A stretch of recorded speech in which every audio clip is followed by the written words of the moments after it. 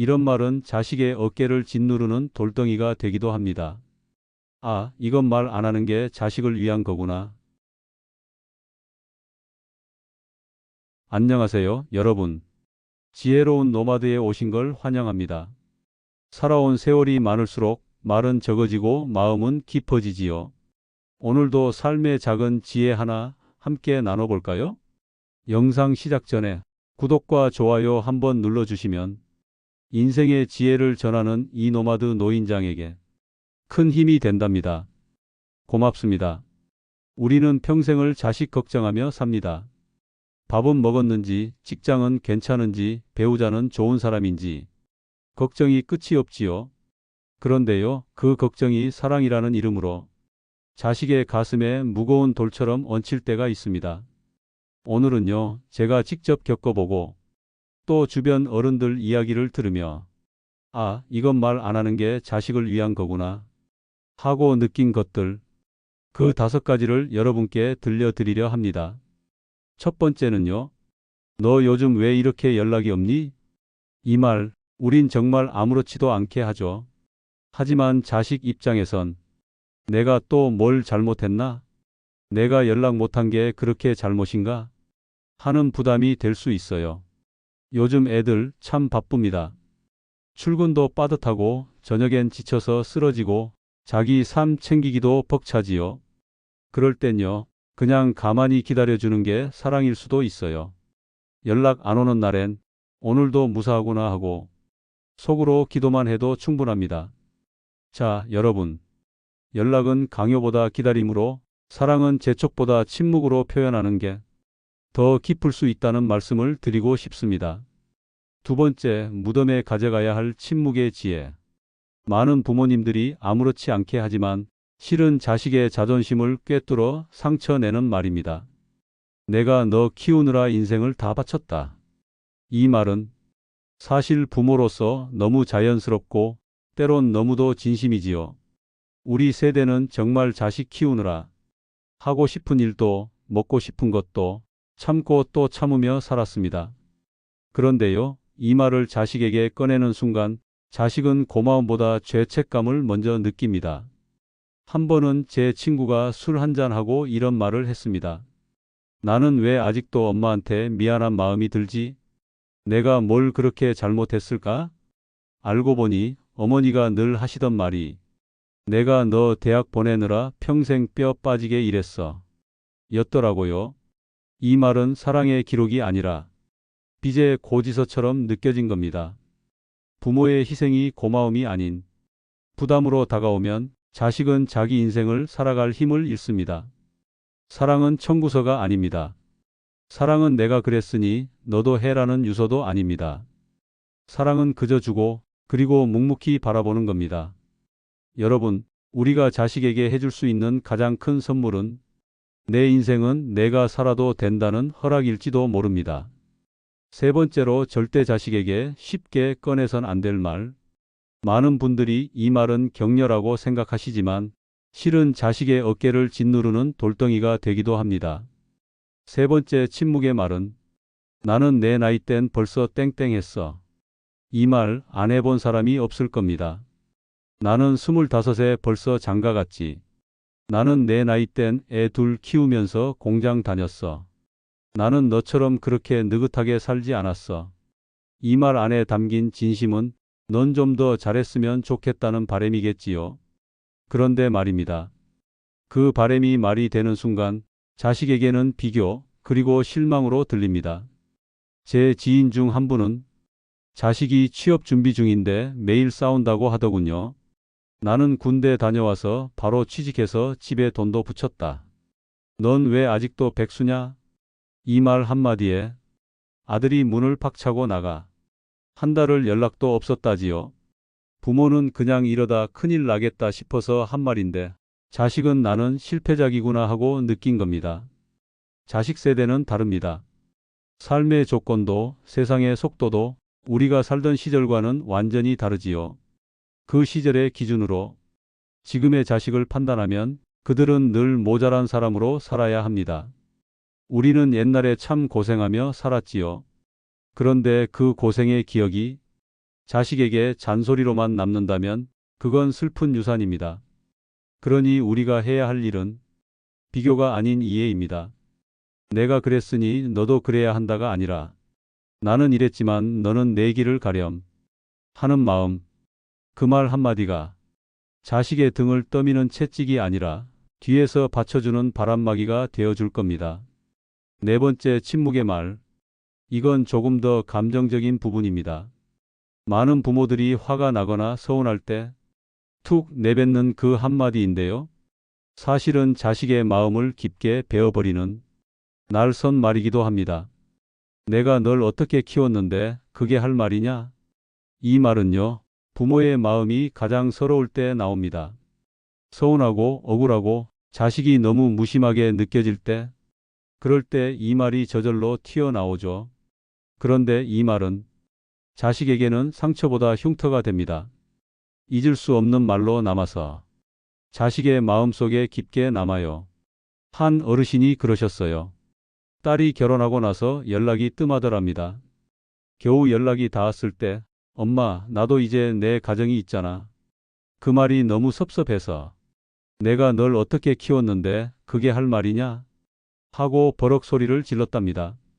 그 후로 딸은 몇 달을 연락 안 했다고 합니다. 그 어르신은 매일 밤 혼자 후회하면서 전화기만 들여다보고 계셨다지요.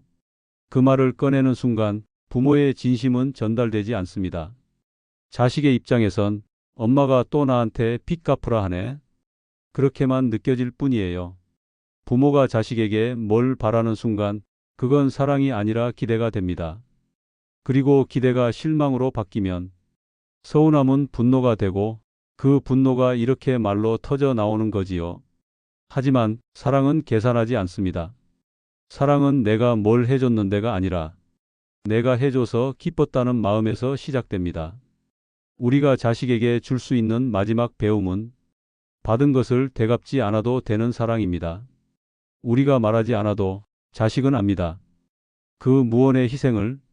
다만 그것을 책임이 아니라 감사로 느낄 수 있게 우리가 침묵을 선택하는 겁니다. 다섯 번째, 마지막 금기어는 가장 많이 들리고 어쩌면 가장 자주 반복되는 말일지도 모릅니다. 그런데 이 말은 자식에게 평생 지워지지 않는 죄책감을 심어줄 수 있지요. 바로 나 죽으면 다 소용없다. 이 말 한 번쯤은 해보셨을 겁니다. 섭섭할 때, 서운할 때, 자식이 무심하게 느껴질 때 툭 튀어나오지요. 그래, 내가 죽어야 내가 편하겠지. 내가 죽으면 다 필요 없어. 살아있을 때 잘하지 그랬어. 이 말은 부모의 외로움과 서운함, 그리고 어쩌면 작은 폭수심까지 담겨 있습니다. 어느 70대 어르신이 아들 부부와 함께 살고 있었는데 며느리의 표정이 요즘 부쩍 무뚝뚝해졌답니다. 아들은 늘 바빠서 얼굴도 못 보고 밥도 혼자 먹고 하루 종일 방 안에만 계시다 보니 가슴이 답답해서 결국 이렇게 말씀하셨답니다. 내가 죽으면 너희 이 집 마음대로 써라. 나 이제 갈 날 얼마 안 남았으니까. 그 말 듣고 아들은 아무 말도 못했고 며느리는 며칠을 눈도 안 마주쳤다고 해요. 그 어르신 말씀이 나는 진심으로 슬퍼서 그런 말 했는데 다들 내 마음은 안 묻고 그냥 불편해 하더라고. 이 말은요, 자식에게는 너무 무겁습니다. 죽음이라는 말은 그 자체로 자식의 마음에 엄청난 죄책감과 두려움을 남깁니다. 부모가 스스로를 사라질 존재로 표현하면 자식은 자신이 사라지게 만든 원인처럼 느낍니다. 그러면 그 다음부터는 진심도 사랑도 말도 모두 조심스러워지고 마음의 문이 하나둘 닫혀버려요. 우리가 자식에게 하고 싶은 말은 나는 내가 있어서 지금도 행복하다. 이 말 아닐까요? 죽고 나면 소용없다가 아니라 살아있는 지금 내가 곁에 있어줘서 참 좋다. 이 한마디면 자식은 그 순간부터 부모의 곁을 지키는 게 의무가 아닌 기쁨이 됩니다. 지금까지 5가지, 무덤에 갈 때까지 자식에게 침묵해야 할 말들을 이야기했습니다. 이제 이 이야기를 한 줄로 정리해 보자면 말하지 않음으로써 더 깊어지는 사랑. 그 지혜에 대한 이야기였습니다. 그런데요, 여기서 끝이 아닙니다. 말을 줄이는 것만으로는 부족하지요. 침묵을 지킨 그 자리에 우리가 대신 무엇을 채워야 할지, 그래서 묻고 싶어집니다. 그러면 도대체 무슨 말을 해야 한단 말인가요? 내가 너를 걱정해도 말하지 말고, 내가 힘들어도 꾹 참고, 내가 아파도 아무 소리 말고 있으라니, 그게 과연 사랑일까? 맞습니다. 말을 안 하는 것만으로는 부족합니다. 침묵은 지혜의 시작일 뿐, 거기서 멈추면 오해가 자라나고 외로움이 뿌리를 내리게 되죠. 그러니 이제부터는 하지 말아야 할 말이 아니라 꼭 해야 할 말로 이야기의 방향을 돌려볼까 합니다. 그 첫 번째 말, 부모가 자식에게 평생 해줘야 할 있는 그대로의 너를 사랑한다. 이 말은요, 처음엔 오글거리게 들릴 수도 있습니다.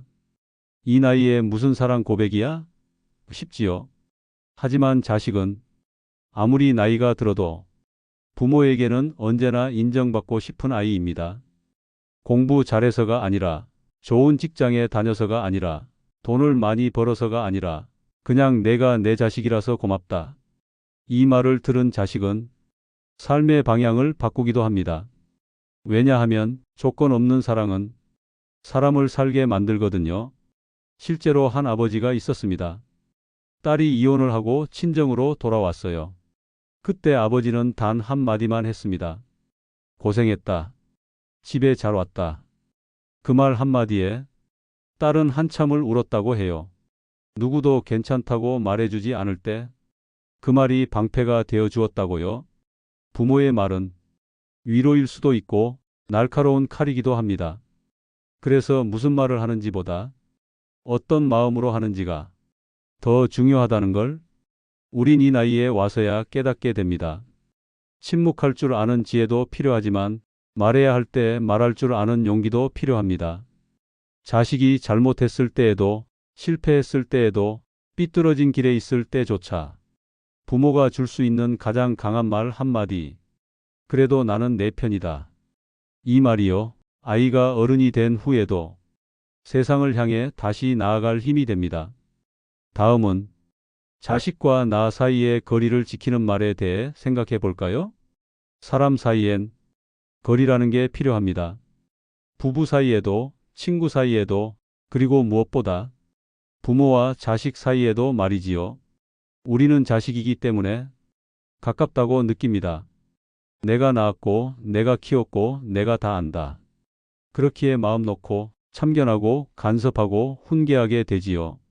그런데요, 가까운 사이일수록 더 지켜야 할 건 바로 그 한 발짝 물러선 여백입니다. 제가 아는 한 어르신은 며느리와 사이가 참 좋습니다. 왜냐고요? 나는 아예 안 물어봐. 대신 명절에 한마디만 해. 고맙다, 참 애쓴다. 그럼 며느리가 다음에 더 잘해. 그 어르신 말씀이 걸작이었어요. 궁금해도 묻지 않고 답답해도 말 안 하고 그 대신 말없이 고맙다고만 해. 여러분, 그게 바로 침묵의 기술이자 존중의 말입니다. 자식이 어느 날 내 뜻과는 다른 길을 택합니다. 직장을 그만두고 결혼을 미루고 멀리 이사를 가거나 아예 연락이 뜸해지기도 하지요. 그럴 때 우리 마음속에서 수많은 말들이 올라옵니다. 왜 그걸 선택했니? 지금이라도 다시 생각해봐라. 나는 걱정이 돼서 그래. 하지만 그 순간 우리가 꺼내야 할 말은 그 모든 말들을 꾹 삼킨 뒤에 나오는 단 하나의 말입니다. 내가 그렇게 결정했다면 나는 믿는다. 제 딸은 한때 외국에 나가 살겠다고 했습니다. 처음엔 반대했지요. 그 먼 데서 어떻게 혼자 사나? 언어는 괜찮을까? 위험한 일은 없을까? 그런데 어느 날 딸이 저를 쳐다보며 그러더라고요. 아빠, 내가 결정한 건데 왜 아빠가 날 안 믿어? 그 말에 정신이 번쩍 들었습니다.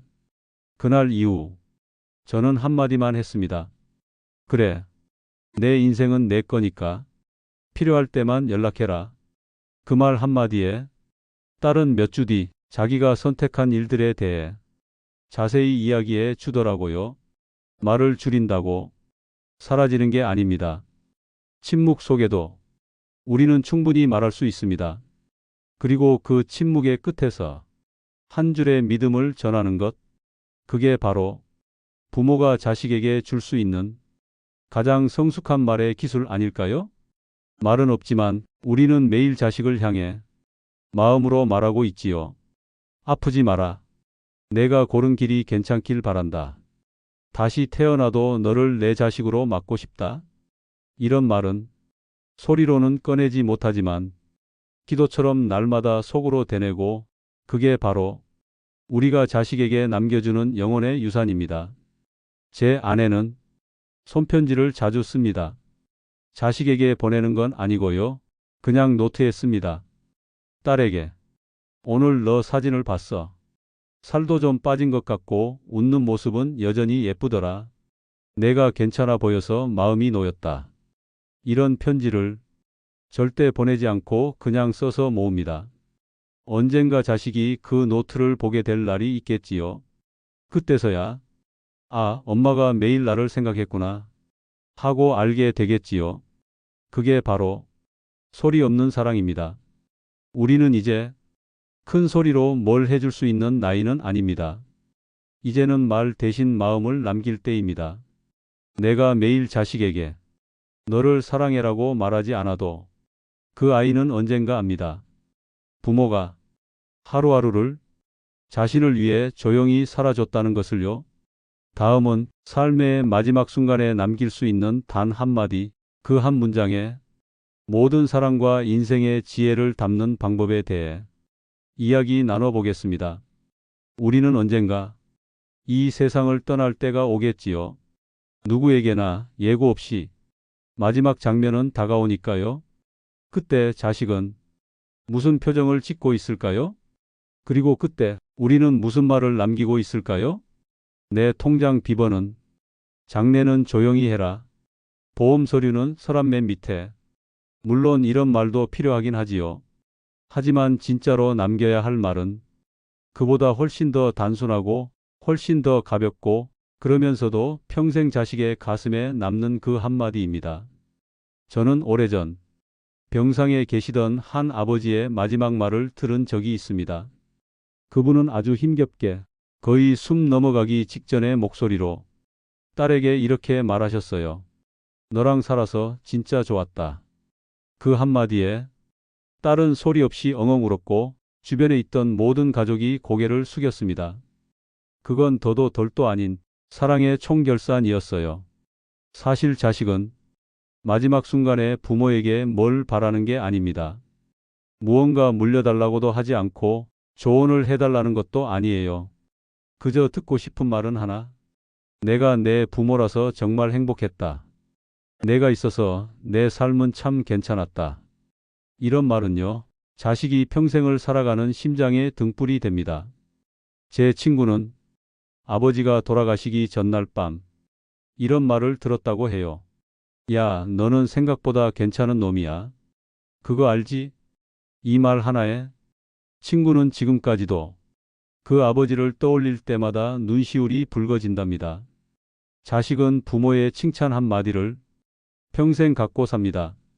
그 한마디면 실패도 견딜 수 있고 외로움도 버틸 수 있고 인생이란 강물도 끝까지 건널 수 있습니다. 마지막 말은 무겁게 준비할 게 아닙니다. 매일매일 한 조각씩 우리의 삶으로 써 내려가면 됩니다. 오늘 아침에도 자식에게 말하지 않았지만 마음속으로 이렇게 외쳐보면 어떨까요? 얘야, 난 내가 있어서 진짜 참 좋구나.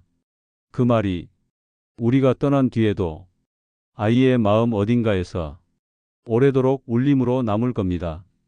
이제 다음 이야기는 말이 아닌 행동으로 보여주는 사랑, 즉 침묵의 메시지를 어떻게 삶으로 표현할 수 있는지에 대해 함께 나눠보겠습니다. 우리는 살아가며 수많은 말을 해왔습니다. 공부해라. 밥은 먹었니? 잘 살아라. 엄마는 괜찮다. 그런데 정작 자식의 마음에 오래 남는 건 그 말들이 아니라 우리의 행동이더군요. 말보다 더 오래, 더 깊게 남는 건 우리가 어떻게 살았는가입니다. 자식은 부모의 말을 잊어도 부모의 습관은 기억합니다. 부모의 자세, 부모의 표정, 부모의 묵묵한 뒷모습은 마치 오래된 영상처럼 기억 속에 남아 어느 날 불쑥 떠오르곤 하죠. 한 친구가 그러더군요. 자기는 아버지가 무뚝뚝해서 사랑 표현 한 번 들은 기억이 없대요. 그런데 이상하게 아버지 생각만 하면 장작을 패는 뒷모습이 떠오른답니다. 매일 겨울이면 말도 없이 혼자 마당에서 장작을 패시던 모습. 그건 말보다 더 강력한 사랑의 증거였다는 걸 친구는 아버지가 돌아가시고 나서야 깨달았다고 해요. 말보다 중요한 건 어떤 모습을 남기느냐입니다. 자식은 결국 부모의 말대로가 아니라 부모의 살아온 방식대로 살아갑니다. 우리가 평생 고운 말을 해놓고도 늘 불안해하고 늘 누군가를 탓하고 늘 스스로를 불행하다 여겼다면 그건 말로는 가르칠 수 없는 상처를 자식에게 남긴 셈이지요. 반대로 우리가 비록 말은 많지 않아도 자신의 하루를 성실하게 따뜻하게 살아낸다면 그 모습은 자식의 마음에 침묵의 유산으로 남습니다. 매일 아침 식탁을 정갈히 차리고 창문을 열어 햇살을 맞이하고 남 탓보다 내 할 일을 먼저 챙기고 지나가는 사람에게도 인사를 나누는 모습. 이런 작고 단정한 행동들이 자식에겐 우리 엄마 참 곱게 살았어. 우리 아버지 참 따뜻한 분이셨어. 하는 기억으로 새겨지는 겁니다. 우리는 이제 말이 줄고 몸이 천천히 굳어가지만 그래도 여전히 보여줄 수 있는 사랑은 남아 있습니다. 말 대신 우리의 행동, 우리의 자세, 우리의 눈빛으로 끝까지 자식에게 따뜻한 메시지를 전할 수 있습니다. 다음은 우리가 자식에게 남겨야 할 진짜 유산, 돈도 집도 아닌 우리가 떠나고 난 뒤 자식이 우리를 어떻게 기억할까요? 아버지는 나에게 얼마를 남겨주셨다. 어머니는 아파트 한 채를 주셨다. 이런 말도 물론 남겠지만 세월이 흐르면 그런 건 조금씩 흐릿해집니다. 진짜로 오래가는 건 우리 부모는 어떤 사람이었는가 하는 기억입니다. 돈은 결국 쓰면 없어지는 것이고 집은 팔리면 낯선 이름 아래 들어갑니다.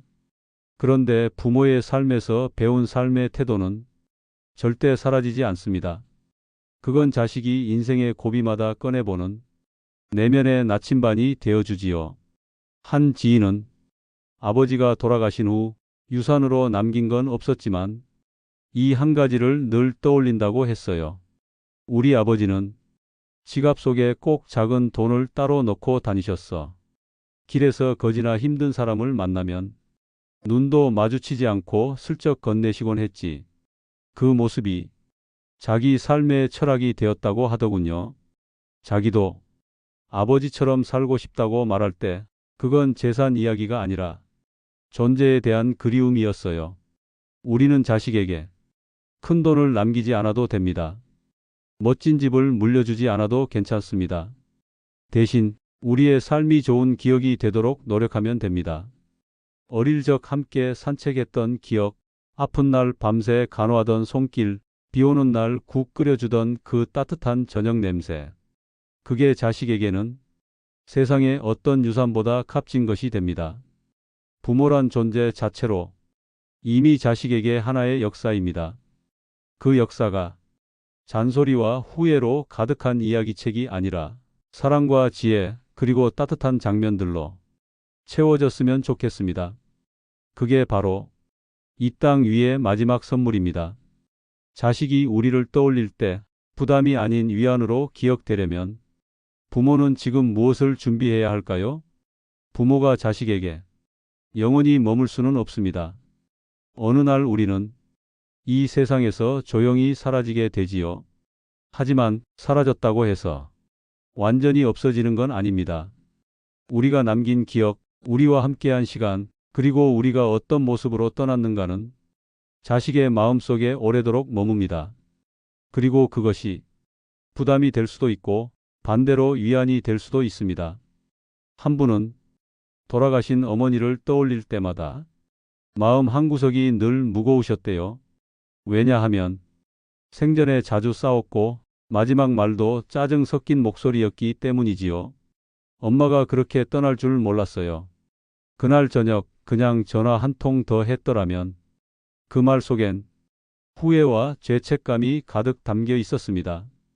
반면 또 다른 분은 아버지가 세상을 떠난 뒤 그리울 때마다 마음이 따뜻해진다고 했어요. 아버지는 마지막까지 내가 있어 참 좋았다고 하셨어요. 그 말이 제가 힘들 때마다 큰 위로가 됩니다.